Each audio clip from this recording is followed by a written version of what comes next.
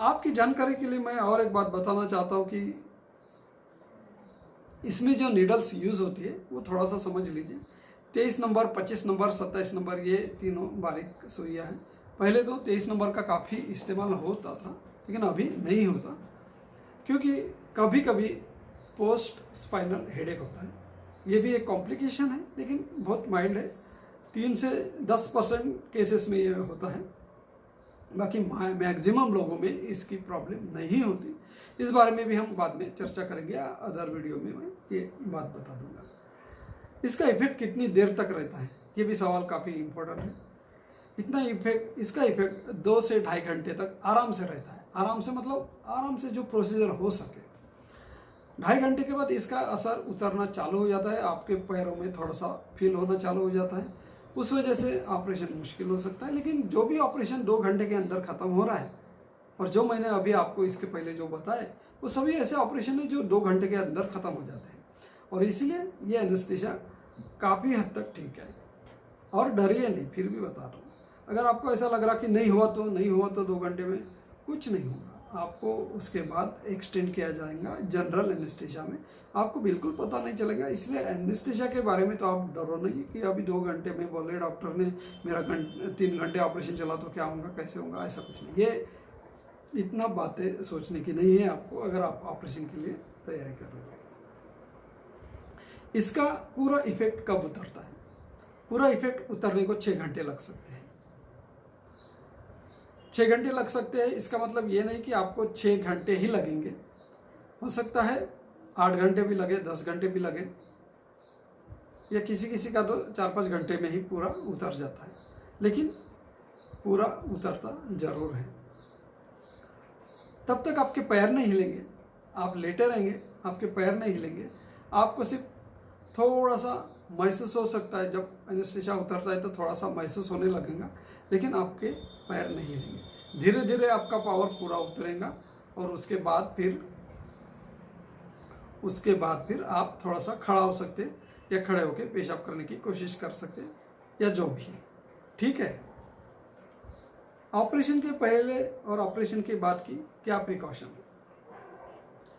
बिल्कुल सही क्वेश्चन है ये भी। ऑपरेशन के पहले की प्रिकॉशन मैं आपको बताना चाहता हूँ। ऑपरेशन के पहले आपको करीबन 6 घंटा खाली पेट रहना होता है। आप सोचेंगे कि 6 घंटा खाली पेट क्यों रहना है?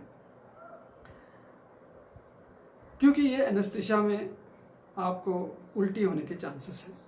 जब स्पाइनल एनेस्थीसिया देते हैं तब आपका बीपी कम हो जाता है, और बीपी कम होने की वजह से नॉजिया फीलिंग होता है और उल्टी होती है। और ये एक कॉमन चीज़ है। अगर आपके पेट में कुछ भी खाना रहता है, या आपने ऑपरेशन के पहले कुछ पानी पिया है, आपके पेट में एनेस्थीसिया के टाइम में कुछ भी रहता है, तो ये उल्टी के साथ निकलने के चांसेस हैं। और आप जैसे ऑपरेशन थिएटर में लेटे हुए हैं और तब अगर आपको उल्टी आ गई, तो हो सकता है खाने के कण या पानी आपके फेफड़े में जाने के चांसेस रह सकते हैं, या फिर श्वास नलिका में जाने के चांसेस रहते हैं।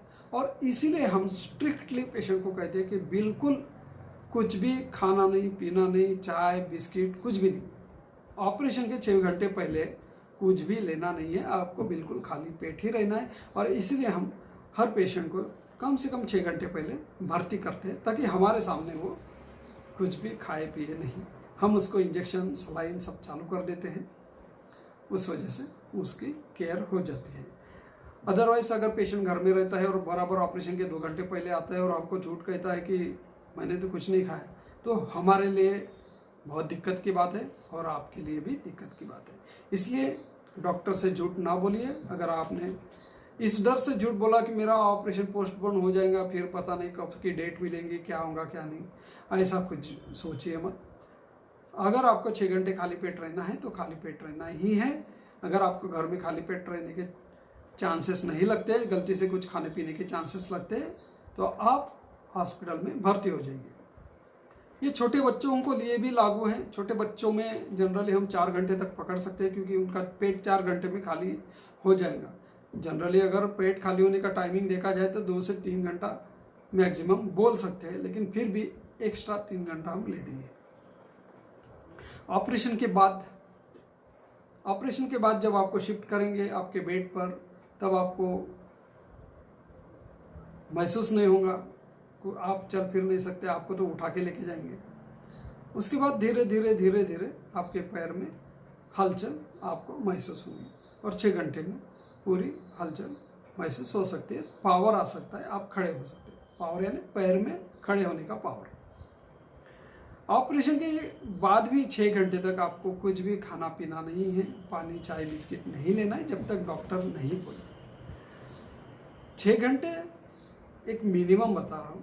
अगर आपका पेट का ऑपरेशन हुआ है तब तो आपको 1 दिन पूरा या 2 दिन पूरा खाली पेट रहने को कहा जा सकता है। लेकिन आपके अगर पैर का ऑपरेशन है, आपके हाइड्रोसिल का ऑपरेशन है या फिर आपका हर्निया का ऑपरेशन है, तो मिनिमम आपको 6 घंटे ऑपरेशन के बाद भी खाने पीने की बंदी रहेगी। तो ये सब बातें स्पाइनल एनेस्थीसिया की हो गई है, जो एक जनरल पेशेंट को जानना जरूरी हो जाता है। जो मरीज ऑपरेशन करवाना चाहता है उसके लिए इतनी जानकारी काफ़ी है कि स्पाइनल एनेस्थीसिया होता कैसे है, पीठ में लगता कैसे है, उसके पहले खाना क्यों नहीं खाना है और उसके बाद कितनी देर तक बेहोश रह सकते हैं।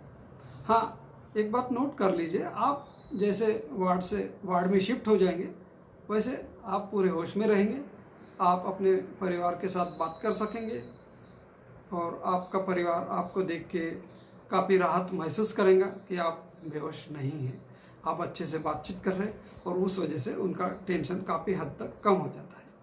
तो ये सभी खूबियाँ है स्पाइनल एनेस्थीसिया की, जो आपको बिना दर्द हुए आपका ऑपरेशन करवाने में सर्जन को मदद करता है।